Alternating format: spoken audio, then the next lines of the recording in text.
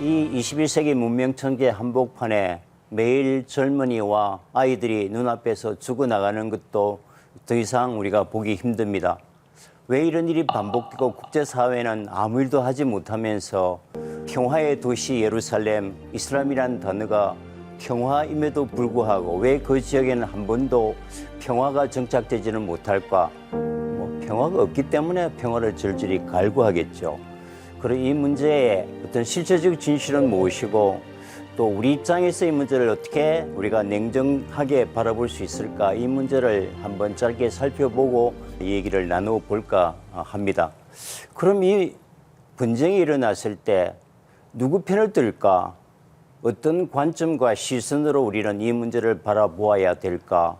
수많은 국제적 이슈와 분쟁에 관심을 가져야 될 때 우리가 절대적으로 놓치지 말아야 될 하나의 약속이 있다. 그것은 모든 생명의 가치와 무게는 동등하다. 이 원칙만 여러분들이 잊어버리고 잃어버리지 않는다면 문제를 해결하는 데 큰 오류로부터 자유로울 수 있을 것이다. 물론 국가라는 것은 자국 극대, 자국 중심주의에 의해서 편을 들고 어떤 편을 들면 자국에 유리한가? 그거는 그 이후에 일어나는 어떤 정치, 경제적 이해관계의 부산물이지만 그것보다도 더 본질적인 문제를 우리가 놓쳐서는 안 된다는 그 말씀을 꼭 드리고 싶고요.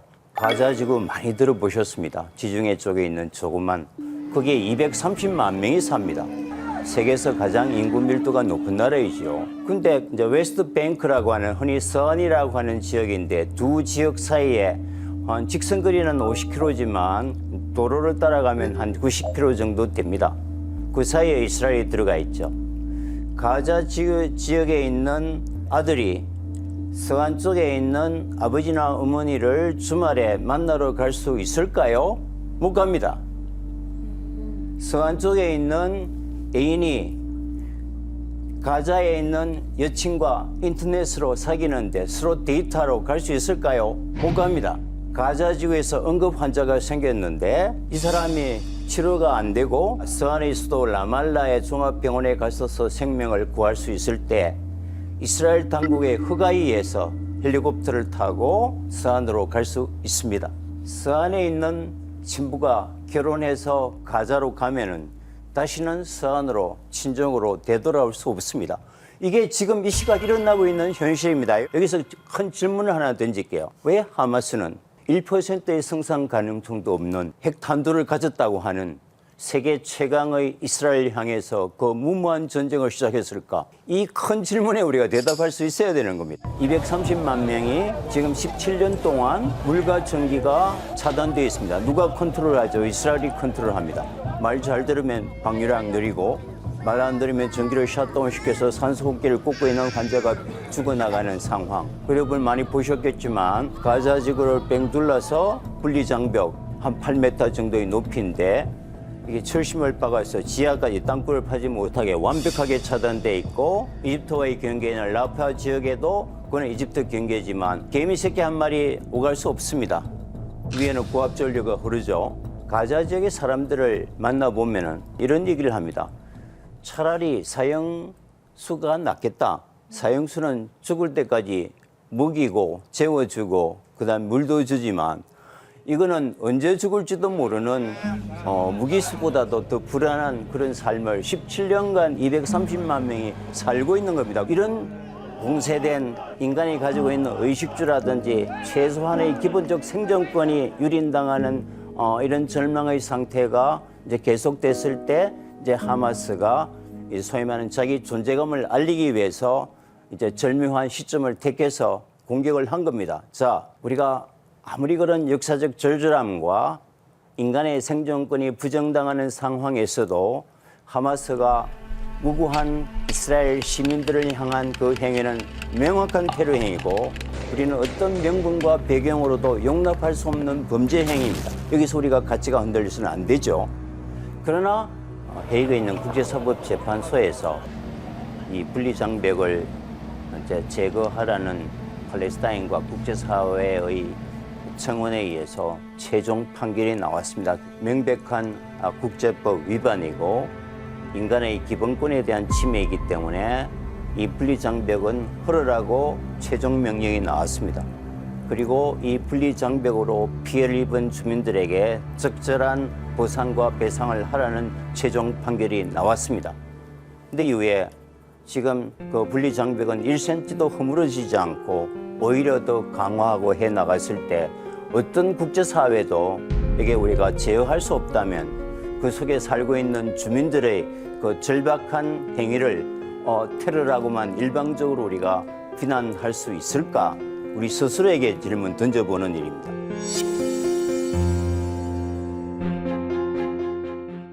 오히려 평화와 화해와 공존의 인류의 학습장이 되어야 될 중동이, 특히 팔레스타인 지역이 이제는 다시는 화합할 수 없는 피비린내 나는 섬뜩한 어떤 복수와 원한의 갈등 지역으로 바뀌었을까?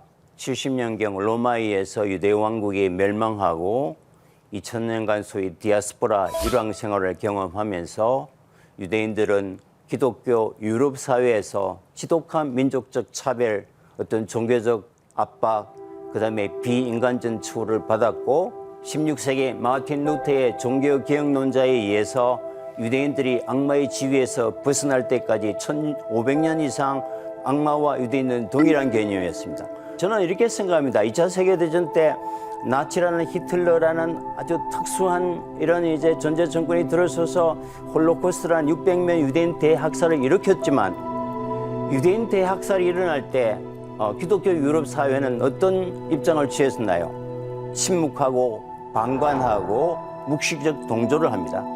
이게 문명 범죄의 공범 역할을 하는 겁니다. 이것이 오늘날 기독교 유럽 지성 세계가 외교가가 정부가 이스라엘 문제에 있어서 앞장서서 강력한 반대를 하지 못하는 역사적 원죄가 있기 때문에 그렇습니다. 홀로코스트 때 살아남은 유대인 약 64만 명을 당시 미국 대통령 트루만이 데려다가 유럽인들에 의해서 유럽 사회에서 저질러졌던 그 고통과 소외와 유배와 디아스포라의 그 원죄를 1900년 동안 평화롭게 상생하면서 살고 있는 팔레스타인 지역에 유대 국가를 창설해 주면서 이제 비극이 일어나는 거죠. 이스라엘이 건국한 직후에 48년 1차, 56년 나세르에 의한 2차, 67년 3차, 73년 4차 오늘날까지 분쟁이 일어나는 겁니다. 그러나 이미 이스라엘은 유엔으로부터 독립하고 세계 최강의 군사 강국이 되었는데 이제 국가도 가지지 못한 탱크 한 대, 비행기 한 대 없는 팔레스타인 사람들이 조국을 찾겠다고 무모한 전쟁하는 것은 이거는 그야말로 계란을 가지고 바위를 던지는 거잖아요. 근데 팔레스타인 사람들을 만나보면 이런 얘기를 합니다. 야, 참아라. 우리 한국 속담에도 계란을 가지고 바위를 던진다는 무모한 표현을 한다. 너들은 참 좋겠다. 우리들은 숨결을 가지고 바위를 깬다는 속담도 있다. 그래도 숨결을 가지고 바위를 깨는 것은 우리는 포기할 수 없다. 이런 얘기를 합니다. 그래도 정신 차려야죠. 불가능한 일이잖아요.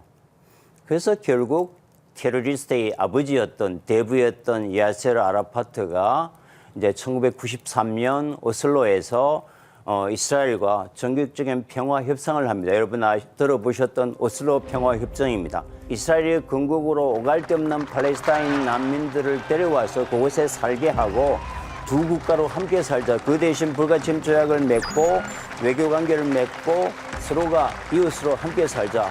좋다. 약속할 수 있어? 약속하겠다. 그래서 테러리스트의 아버지였던 야세르 아라파트가 다음에 1994년 노벨 평화상을 받습니다. 이차크 라빈 총리와 함께. 그래서 온 세상이 박수를 치고 이제 중동 평화 로드맵이 완성되는 줄 알았는데 바로 그 다음에 1995년 이차크 라빈 총리가 구구파이에서 암살당하고 야세르 아라파트도 그 위에 이제 일설에 의하면 독살당하면서 두 건물이 사라지면서 바로 그 다음에 1996년 오늘날 이스라엘 총리를 하는 네타냐후가 리쿠드 극우파를 대표해서 전쟁 드라이브를 걸면서 총리에 당선되고 오늘날까지 총리를 하고 있는 겁니다. 두 국가를 가지고 함께 살아야 될 서한 지역에 현재 이 시각 68만 명의 유대인이 들어와서 돌려줘야 될 팔레스타인 사람들이 나라를 세우고 살아야 된다고 약속한 땅 68만 명의 유대인들이 들어와서 정착촌을 짓고 지금 200개의 정착촌이 있습니다. 그게 팔레스타인 공동체는 169개 있습니다. 그러니까 지금 투 스테이트 솔루션도 사라지고 있는 겁니다. 근데 그 68만 명이 지금 극우 네타냐후 총리의 강력한 정책에 표바친 겁니다. 그리고 실효적 지배를 주도하면서 그 사람들을 데려다가 평화를 해결할 의사도 갖고 있지 않는 겁니다. 이런 상황이 참다 못한 이제 가자 지역의 하마스가 이스라엘 향해서 공격을 할 수밖에 없었던 절박한 배경이다.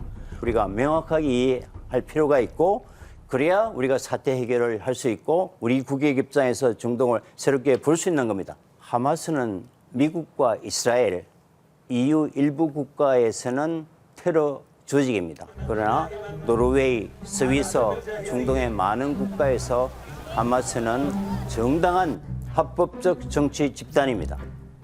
대한민국 정부 하마스를 테러 조직으로 규정하지 않았습니다. 2006년 유엔 감시하에서 가장 민주적으로 치러진 선거에서 서한과 가자가 지리적인 공백 때문에 서로 갈 수 없으니까 선거함이 못 가잖아요. 그 선거를 못 하는 겁니다.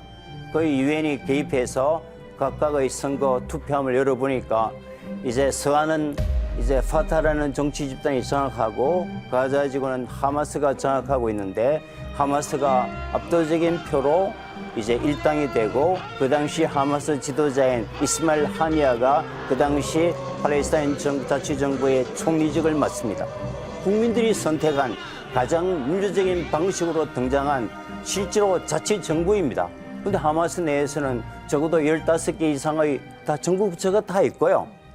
그 사람들이 이제 물과 전기와 생필품이 차단된 상태에서 지금까지 17년 동안 가자 지구의 주민들의 생계를 실질적으로 유지해 왔습니다. 그러니까 다 차단하니까 250개의 땅굴을 파서 생필품을 공급하면서 이스라엘이 공격으로부터 자국을 이제 맡아왔는데 국립병원장이 하마스 요원이다. 저는 경악했습니다. 아니, 우리나라의 국립중앙의료원 원장은 다 국가가 임명하는 겁니다. 그 하마스는 정부인데요. 그 사람이 하마스 대원이라고 이런 글 쓰고요. 유엔 기구 밑에 땅굴이 지나가고 있다. 아니, 거기에서 지금 뭐 수백 개, 300, 500개 가까운 땅굴이 있는데 건물 밑에 지나가지 않는 땅굴 없을 겁니다. 이걸 무슨 이제 뉴스라고요. 하마스를 바라보는 시선도 이제 일방적으로 이스라엘 국방부 대변인이 전해주는 걸 속보로만 전해주는 이런 데서 조금은 거리를 두고 냉정하게 바라볼 필요가 있다. 감사합니다. 교수님 너무 잘 들었어요. 너무 잘 들었어요. 우리 완전 네. 최고의 일타 강사님한테 또 이렇게 중동 특강을 들을 기회가 생기네요.